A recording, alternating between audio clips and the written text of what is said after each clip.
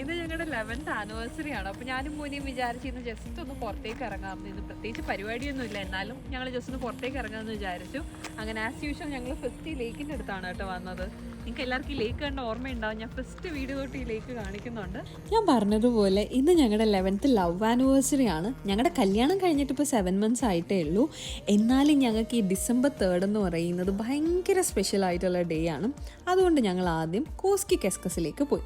ഇതിവിടെ താമ്പരയിലുള്ളൊരു മോളാണ്, നമ്മുടെ നാട്ടിലെ ലുലുവും എമ്മോട്ടിയും ഒക്കെ പോലെ. ഇവിടെ ആണെങ്കിൽ ഇപ്പോൾ ക്രിസ്മസ് സ്റ്റാർട്ടായത് കൊണ്ട് എല്ലാ ഡെക്കോസും കംപ്ലീറ്റ് ഒരു റെഡ് വൈബിലാണ്. ആൻഡ് അത് മാത്രമല്ല, ഇവിടെ നമുക്ക് ഒത്തിരി ക്രിസ്മസ് റിലേറ്റഡ് ഹോം ഡെക്കോസും കാര്യങ്ങളും പർച്ചേസ് ചെയ്യാൻ പറ്റും കേട്ടോ. എനിക്കാണെങ്കിൽ ഇതൊക്കെ കണ്ടുകൊണ്ടിരിക്കാൻ ഭയങ്കര ഇഷ്ടമാണ്.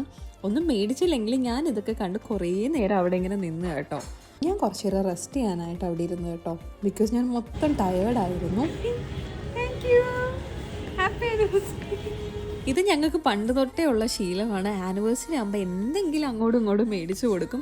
ആൻഡ് ഇപ്പോൾ ഇവിടെ നമ്മൾ ഫിൻലാൻഡിലായതുകൊണ്ട് അവൻ എനിക്ക് ടോബ്ലറോൺ ആണ് കേട്ടോ മേടിച്ചു തന്നത്. I was so happy about it.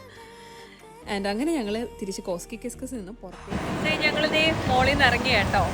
അപ്പോൾ ഞാൻ നോക്കിയപ്പോൾ ഫുൾ ഇരുട്ടായി. അപ്പോൾ നിങ്ങൾക്ക് ഇപ്പോഴത്തെ സമയം എന്താണെന്ന് ഗസ് ചെയ്യാൻ പറ്റുമോ? നമുക്ക് നാട്ടിൽ നോക്കുമ്പോൾ ഏകദേശം ഒരു 8-9 മണിയൊക്കെ തോന്നില്ല, പക്ഷെ ഇല്ല കേട്ടോ, വെറും 4:18 ആയിട്ടേ ഉള്ളൂ. ഇവിടെ വിൻ്റർ ആയതുകൊണ്ടാണ്. ഇനി എനിക്ക് തോന്നുന്നു ഏകദേശം ഒരു ജൂൺ ജൂലൈ വരെ ഇങ്ങനെയൊക്കെ തന്നെയാണ് കേട്ടോ.